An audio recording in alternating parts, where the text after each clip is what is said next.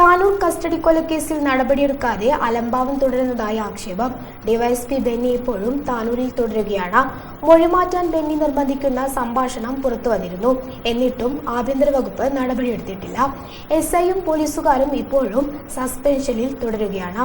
Custody കൊലപാതക സമയത്ത് ഉണ്ടായതിൽ DYSP Benny മാത്രമാണ് നടപടി നേരിടാതെ ബാക്കിയുള്ളത്. വി ബെന്നിയുടെ സബ് ഡിവിഷനിലെ പോലീസുകാരാണ് അറസ്റ്റിലായവർ. SP, CI, SHO അടക്കം സ്ഥാനത്ത് നിന്ന് മാറി.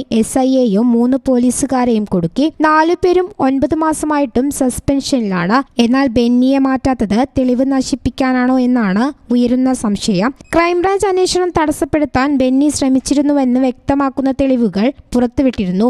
SI Krishna CPO Manoj, Ashish Stephen, Sreekumar എന്നീ 4 പേരും താമിർ ജിഫ്രിയെ മർദ്ദിച്ചിട്ടില്ല. മരിച്ച താമിർ ജിഫ്രിയുടെ പേരിൽ FIR ഇട്ടത് വി ബെന്നിയാണ്. എന്നിട്ടും നടപടിയില്ല. ഫോൺ സംഭാഷണം ഉൾപ്പെടെ പുറത്തുവന്നിട്ടും ബെന്നി അതേ പോസ്റ്റിൽ തുടരുകയാണ്.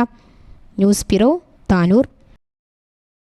Ampere College of Science offers hospital administration course, MBA in healthcare management, training tie-up with multi-specialty hospitals and medical colleges. Visit www.amperecollege.in. Ampere College of Science, Kuttipuram.